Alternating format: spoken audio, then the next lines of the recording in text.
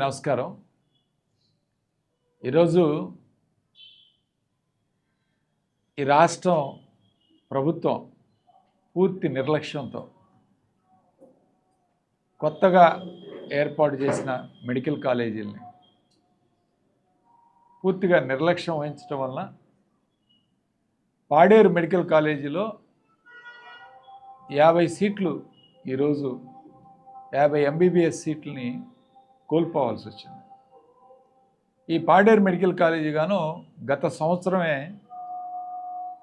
50 సీట్లతో తరగతులు ప్రారంభించి, అంటే జగన్మోహన్ రెడ్డి గారు నిర్మించిన మెడికల్ కాలేజీని ఈ ప్రభుత్వం వచ్చిన తర్వాత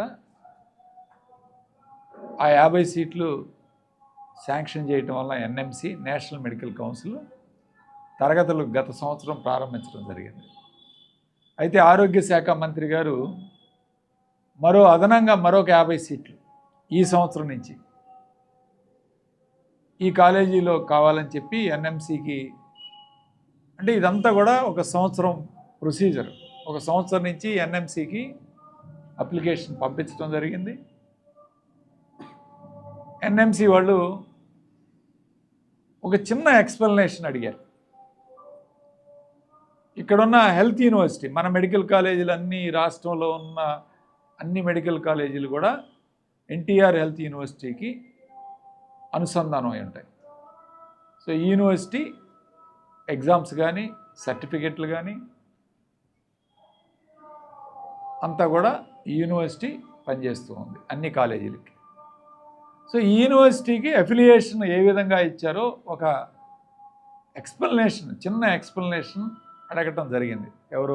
NMC నేషనల్ మెడికల్ కౌన్సిల్. దీన్ని కూడా ఈ ప్రభుత్వం అందించలేక ఈ 50 సీట్లు మేము ఇవ్వట్లేదని చెప్పి NMC క్లియర్గా డిక్లేర్ చేయడం. అంటే ఎంత దారుణమైన అంశం అంటే, ఒక చిన్న పేపరు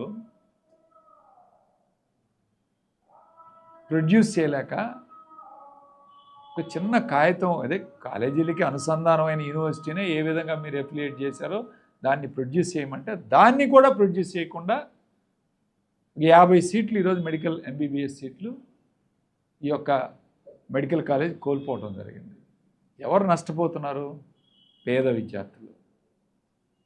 ఈరోజు ఎగ్జామ్ రాసి MBBS కోసం ఎవరైతే కష్టపడి చదివి కొద్దిలో కోల్పోతున్నారో వాళ్ళందరికీ కూడా ఈరోజు తీవ్ర అన్యాయం చేసే కార్యక్రమం ప్రభుత్వం. అంటే ఈ అంశాన్ని ఎందుకు తీసుకొస్తున్నాం అంటే, ఎంత నిర్లక్ష్యం ప్రభుత్వం తరపు నుంచి, అధికారుల తరపు నుంచి, ఆ యొక్క మెడికల్ కాలేజ్ నిర్వహిస్తున్న ప్రిన్సిపాల్ కానీ, యూనివర్సిటీకి సంబంధించిన వాళ్ళు కానీ, వీళ్ళందరూ కూడా ఎంత నిర్లక్ష్యంగా ఉన్నారు అని చెప్పి ఈరోజు ప్రజలు అర్థం చేసుకోవాలని చెప్తారు. అంతేకాదు,